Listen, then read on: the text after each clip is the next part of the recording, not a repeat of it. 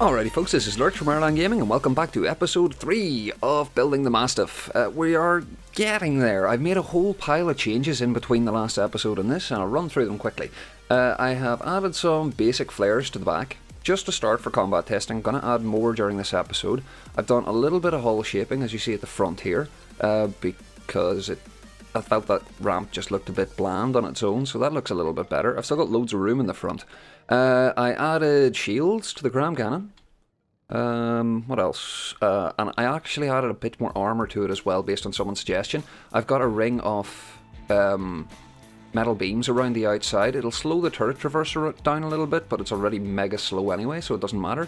I sacrificed a bunch of autoloaders to do this, but at the same time, I only lost 1 second of refire.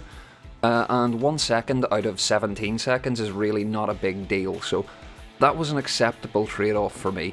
I actually had to put these bottom ones back in again, because without these it actually went up to like 19 and a half. So those few at the bottom make a huge difference, but the other ones didn't make a huge difference at all. So yeah, thanks for that suggestion. Sorry I don't have your name on hand.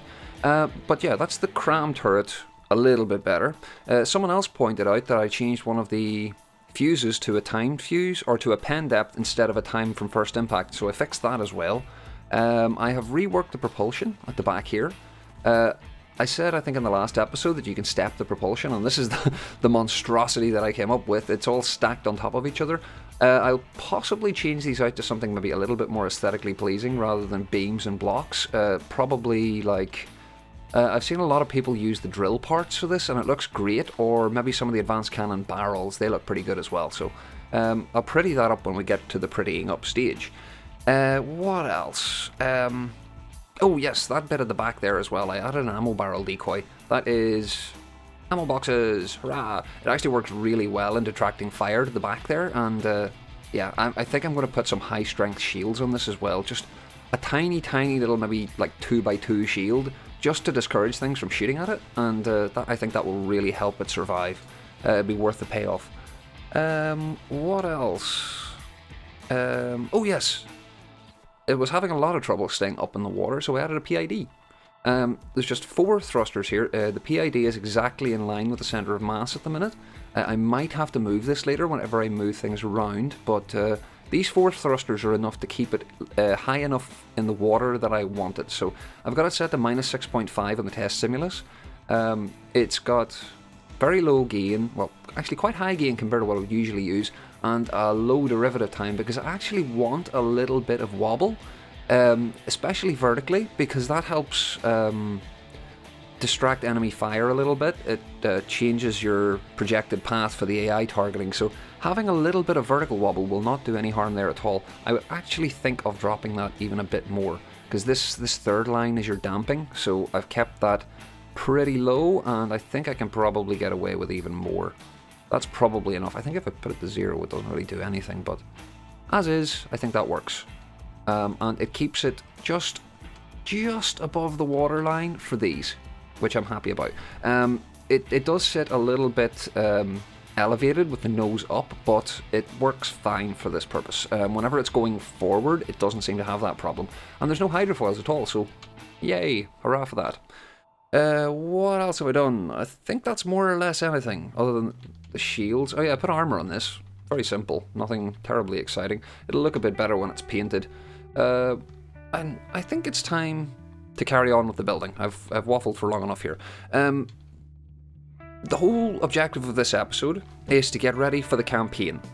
It doesn't have to be completely finished, just combat ready for the campaign. And to be honest, it already is, so that is what we're going to aim to do, and I have a lot of little plans. The biggest thing that I wanted to bring you back for, and I didn't want to do this off camera, is get rid of these turrets. I am just not happy with how they have turned out, and I thought about, I thought about building another. I was going to make 2 5x5 turrets, 5x5 boxes. It would give me more room, and it would make like 2 much more powerful turrets as opposed to 4 small ones. They would also be probably easier to defend, because I can concentrate all the defense on those 2 areas, whereas this guy here on the top has only got 1 layer of armor around it. But then I thought, Ruger sent me the R3 ball turrets a while ago, and I haven't really spent that much time looking at them, so I had a quick look, and I found this little beauty here. I think all of these turrets look like birds with the beak. It's a toucan, but this guy is a 225mm, and it's heavily compressed on the inside. I don't know how it works. I'm going to be flat out honest. I didn't look at it terribly much, but if we can shrink the blocks, I'm in the wrong place. Let's shrink the block down, and you will see it is a horrible construction of various bits and pieces. This is actually pretty symmetrical for one of Ruger's builds, to be honest. One thing I did add was I went in, took out one of the 2-meter recoil dampers, changed it for a 1, and added a laser targeter, because this thing was configured to work with its general purpose shells, and I want to use it with time fuses. It has the refire rate I want, which isn't terribly high, but it does the job quite nicely. I haven't actually tested it formally yet, but as it's one of Ruger's designs, I'm pretty confident it'll do what I want it to do. What else did I have? Let's see if I can find the platform, the R3 turrets. And because I want to get the mount off of it. Ruger did a mount for these, and it looks absolutely great. There you are, bolt turret R3. Yeah, you see these mounts? They're pretty big, and I reckon they'll fit quite nicely just at hull level for this ship here, because if we go down from here, and let's just get a rough idea. 4 blocks down from here is 1, 2, 3, 4. And that is just above these engines, or this is singular engine, which is passable, I think. So I should have room here to put that little cup in here and hopefully armour it up very, very effectively. So that is the plan for now. So I am going to go and tear this whole corner out quickly. It's going to be just mass deleting, so I'll do that off camera just to keep this video short, because I want to get as much done this episode as possible. So I'll be right back. Okay, so I'll just bring you back quickly here, because I went and grabbed the weapon mount from the platform, and it is bloody enormous. I didn't realise that these things needed quite so much room to turn. So that might be a problem. I'm not sure what I'm going to do about that. I might actually have to go back to my original idea and not use the ball turrets. Or maybe stick with 1? I don't like the idea of 1. That's not very much firepower. But what I could do is have the 1 and then have 2 missile racks, one on either side there, to account for the air problems that we might be having.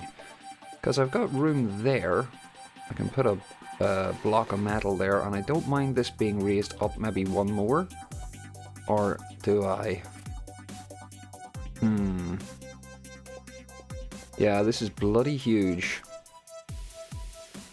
Maybe I just go without the cladding on the outside and have some basic armour. These are massive. And I guess they really do need all that space to be able to turn properly, because these have been heavily scienced, so yeah.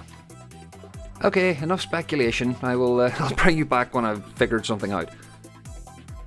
Okay, so I have decided against the ball turret idea, because it is just not going to fit in that hull. It requires so much room to rotate properly that I've just decided to go with the 5x5 turret instead. So I've quickly built this 2-meter flacker. It uses 2-meter racks. It's got 6 racks, 2, 4, no, way more than that, 2, 4, 6, 8.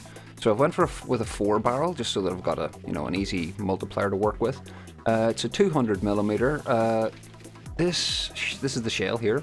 I went for the timed fuse, 3 flaks and a composite to keep the speed up, 283, which is pretty fast for a flak shell, and it doesn't need an absolutely daft barrel to get it working.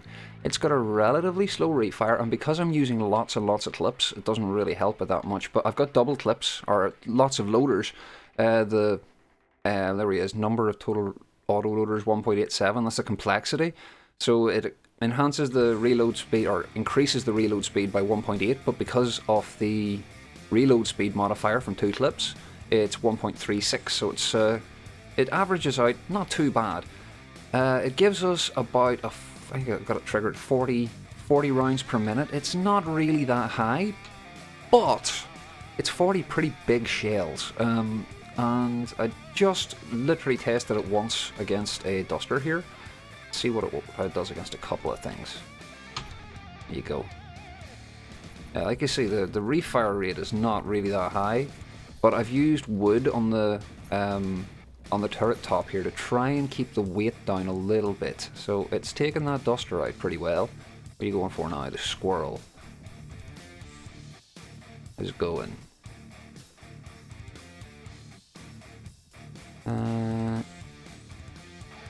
Oh, there we go.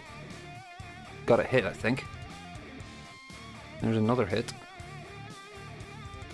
Seems like it will take out the squirrel eventually. It's not amazing, but squirrels are pretty janky targets, so... the good thing about using these 5-meter turrets as opposed to the ball turret is I actually have a little bit more room beneath them. And whenever we get back to the build, I'll show you, I moved one of the engines to the front, into the nose, instead of where it was underneath the turrets, and there's a massive hole where the turret was. But, okay, so these aren't brilliant. I think I might need to install a couple of Squirrel Hunter missiles, but the AA gun on the hull, let's just spawn the hull in. Where are you? Large hull. See a massive big hole there? What are you going to do? What are you going to shoot at? The question. Why can they not turn? Oh, I bet it's the... Oh, hang on. Ah, it's this under barrel defense, right. I can do something about that, that's easy to fix. And you should go, and you should go, and there we go. I just need to do the same with the other one now as well. I'll have to pretty them up a little bit more, so that it doesn't look quite so daft. There we go. And now they can rotate all the way around. That was just a little bit of extra barrel defense. Oh, there we go. Once we get those guys on the go, it absolutely wrecked it. And then the flak should just decimate it when it gets there. And the Shrike's already been downed. Brilliant. So that combined... Stop shooting the turret, you moron! Whenever it's working alongside the little AA guns, it works very, very well. So that works for me. And it's pretty meaty flak shells, so like 433 damage. I know it's not that high, but 21-meter radius. I'm happy enough with it. I gotta say, I'm getting a little bit fed up with this build, because as many of you know, I don't really enjoy large builds, and this is getting to the point, and I'm at about the 10-hour mark, and it's getting a bit tedious, to be honest, so I'm trying to sort of rush it through as quickly as possible so I can move on to something else. Now, let us wipe this madre. We can call you the rear AA flak. And let us get over to the other guy and get this guy installed. I don't need these anymore. I would like to get have tracers in, that'd be nice. But like I say, getting a little bit fed up with the build, kinda wanna just get it done at this stage.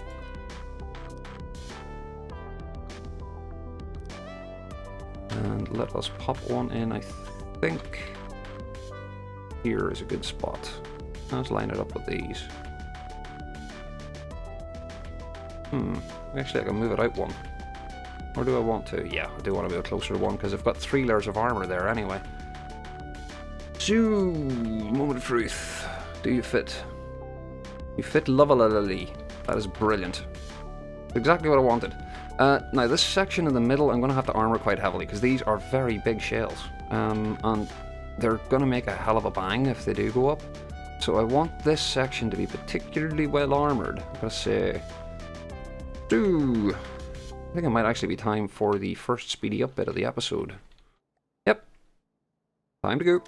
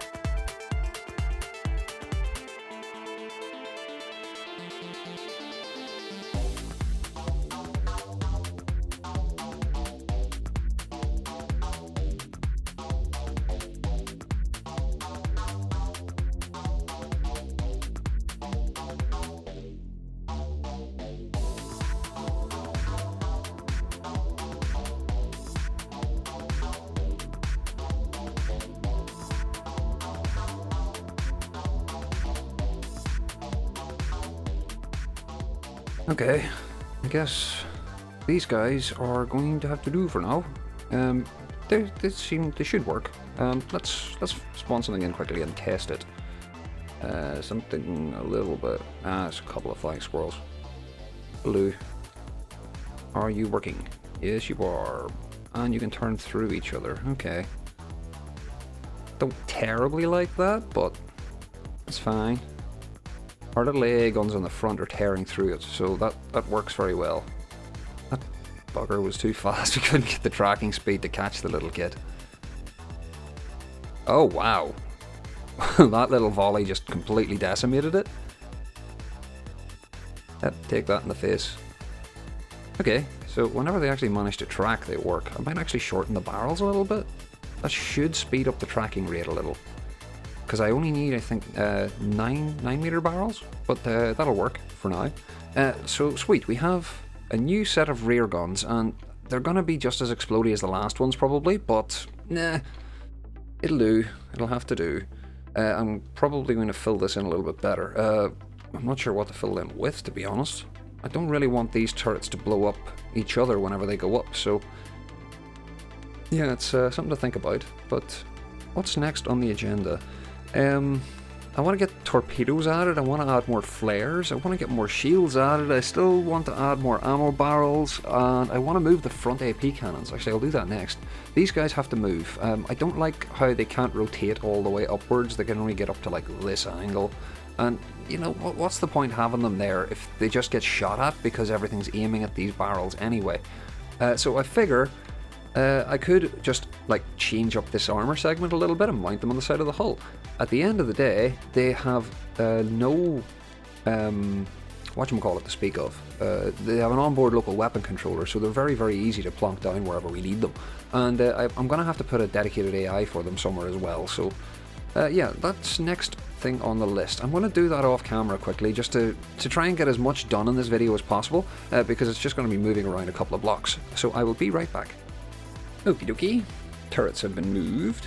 It seems to have a much better arc of fire from here. It can go all the way around and target itself a lot better. I haven't done anything here yet, but I did install the torpedoes quickly and work out a rough shape for this. I'm going to build this for you now, but these are the torpedoes, and I actually made a massive derp when I was putting this engine in. I was looking in here, filling in some of the little bulkhead bits, and I seen half an engine stuck on the other side. I had stuck my prefab in the middle of the wall, and I had an engine cut in two. Some of you might have noticed that my power was lower than usual, but now we're back to full. I just cut it out and put a new one in. So these are our torpedoes. It's not very many, and we actually have ejectors underneath here. But it's just a little, and I think I'm going to use EMPs here as well and just make massive EMP torpedoes that hit the bottom of the hull. So I have to shape this front bit of the hull a little bit better. And what else do we need to do? What else? God, that's a lot of props. I need to add more flares too. I think that's nearly it. I'm not really sure what to do with this section at the back here because it's going to be so terribly explosive with these guys. My main worry is that these are going to blow up the other side, so I might even just fill this with wood just so that whenever this turret goes up the other one doesn't blow up as well. I'll test it out and see if it works, but I'm not that terribly keen on the idea because even with the layered armor bonus we'd probably need a lot of metal to stop all that flak. Wood, it has a low armor, so it'll get damaged very quickly. So let's see what's next on the agenda. I think it's time to shape this bit off here and do a little bit of hull shaping because we're actually nearly done aside from the flares. I'm going to stick a flare launcher in here at the front because we've got a ton of room here, and I think I can poke them out here somewhere maybe. Just poke little flares out that can sort of maybe shoot straight up or something, but we'll find somewhere for flares. I would also love a place for flares somewhere in the hull here as well. Here's an idea. Torpedo flares with a ballast tank. Does that work? Well, like, I guess we could try it. I'm going to have a torpedo launcher, just your good old-fashioned one of these. I'm going to have to obviously move this now because I've built something over the top. But I'm going to have one of those at the back, maybe one of those at the front as well, possibly the powered ones. You'll see some of the ships using the white flares, use them quite a lot. I think the Plunderer has them too, which are flares with a fuel tank and a thruster, so that whenever they get shot, they just go psh, way up. And if you use a variable thruster set to really low thrust, they can be extremely irritating, especially against any ship using like vertical launch missiles, one turns, because they'll pick the flare out of as a main target before it'll actually get a chance to target your ship. So yeah, the cram cannons I'm going to leave for now. I will add them in later, but I don't think they're 100% necessary at the minute. Just thinking that is going to, well, he's an AA gun, so hopefully it'll not blow the barrels off these cram cannons, but I might actually have to move that up a notch just so that it doesn't do that. This might not be the ideal position for these either. Might even be better. No, here isn't much good either. We might even just have to drop these altogether. Or find... Hang on. Well, possibly something to put here. No, I wanna allow these having a full arc of fire. So, let us... Okay, quick speedy up bit. We're gonna shape the hull.